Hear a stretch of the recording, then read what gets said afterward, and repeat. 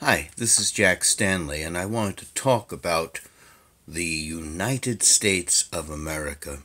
You know, Gore Vidal, he had a program he did a number of years ago called the United States of Amnesia. And there was a lot to that because you know something? We're not the brightest country. It's kind of frightening, kind of sad. You know, we have some serious issues happening in this country. We have serious issues happening around the world right now. And that is that with the United States was founded on the ideals of the Enlightenment. This is special. I mean, the United States is a byproduct of the Enlightenment.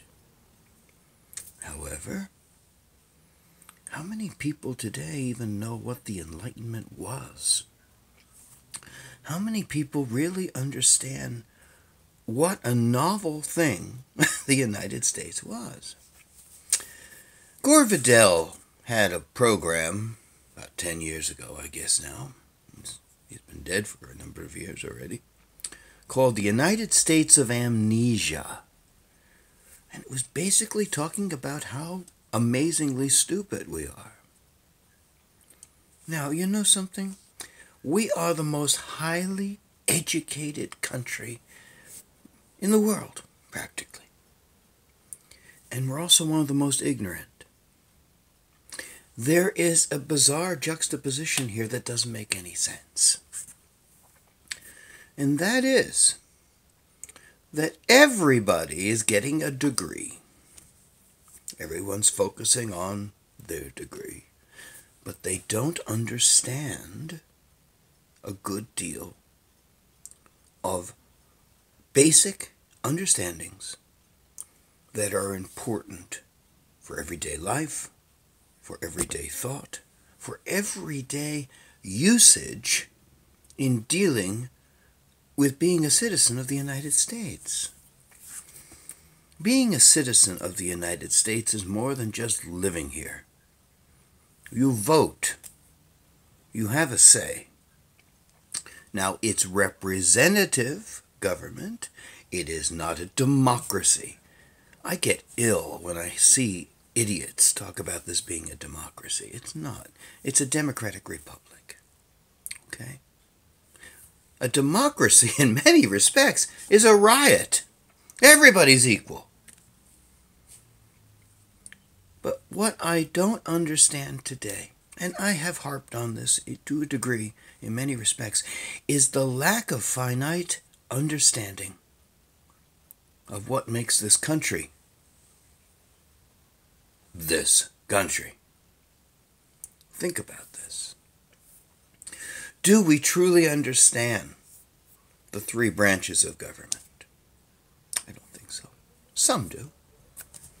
Do we truly understand laws? Do we truly understand rights? Do we understand the tenets of our Constitution, of our Bill of Rights?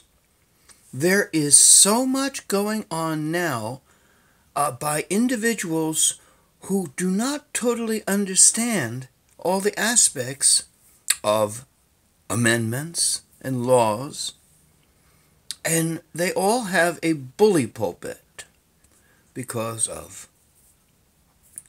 modern technology. Now you could sit there and say, well, so do you. And that is perfectly and totally true. I am not perfect in all of this. I don't understand certain things. But I have made it my life's work to study the history of this country. I have also made it my life's work to understand the history of our laws and how our government works.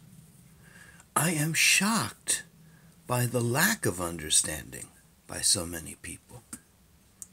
Now, first off, this country is a product of the Enlightenment. Think of all the great thinkers and writers of the of the 18th century. You know, think of Think of Voltaire and, individuals like that. They basically shook down the confining attitudes that had existed beforehand and allowed us to think, allowed us to broaden our horizons. Got to remember, years ago, the church ruled everything. And they did not have a sense of humor, okay? And so they said, this is the way it has to be. And there was an awful lot of control. There was an awful lot of suppression. I'm seeing the same thing now. Now, of course, it's not the church. But what I'm seeing is a lot of people who think they are a victim believe that they have the right to tell everyone how to think. I am sick of victims because I am watching people trying to out-victim each other. Go to college campuses. You have some of the most bizarre, odd, unusual, and frightening ideologies being expressed, where one's personal thoughts or beliefs can cause you to be practically arrested. Speaking your mind is a dangerous thing today. You've got individuals who think just because they are of a certain group that they can tell and command everyone else how to deal with them. Well, I have always been of the opinion that you have to earn respect. It is not given. You must earn it. And you know something?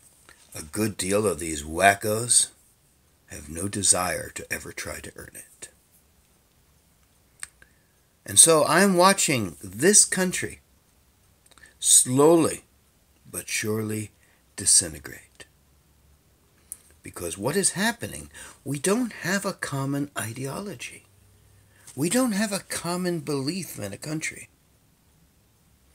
We have those who think they are owed this and those that are owed that. And nobody sits there and says, let's go back to the original adage, what can we do for the country? Remember who said that first, Warren G. Harding. It's not a matter of asking what your country can do for you, but what you could do for your country. It wasn't John F. Kennedy. They borrowed it from Harding, by the way. The thing is, we really have to look at things differently. We have to stop being victims. And we have to start becoming leaders. Because being a victim will never get you anywhere. Because a victim is a victim. A victim is never a leader. And what we need to express and what we need to teach, especially with a lot of the young people, because a lot of the young people are sitting there pushing each other out of the way to be the number one victim. And that is like a circus. It's embarrassingly stupid. And granted, I'm old. I've been around a while. But I fear that the United States of America may not remain the United States of America for that many more years. It's a scary thought. But this magnificent experiment of the Enlightenment by brilliant, and I underline again, brilliant individuals is being supplanted by idiots. And the problem is that idiots can ride on the surfboard of intellectualism for a while until that starts to fall apart. And then they have to start to rely on their own intellect. And if they're so busy being a victim, there isn't too much to work with. Pretty sad stuff, isn't it? I'm a bit embarrassed by our victims. I think it's time that maybe we sit there and honor our winners. Honor the people that got up and said, let me try something different. Let me stop whining. And let me start doing. What are your thoughts? How do you feel about our country? Because this is a great country. A great country created by brilliance. Yes, it had its flaws. And yes, we've had lots of situations. We had the bloodiest civil war in the history of man. Trying to fix some of the flaws. And you can't. Can't fix all of them. But instead of being victims, they tried to do things. Think about this. Thank you.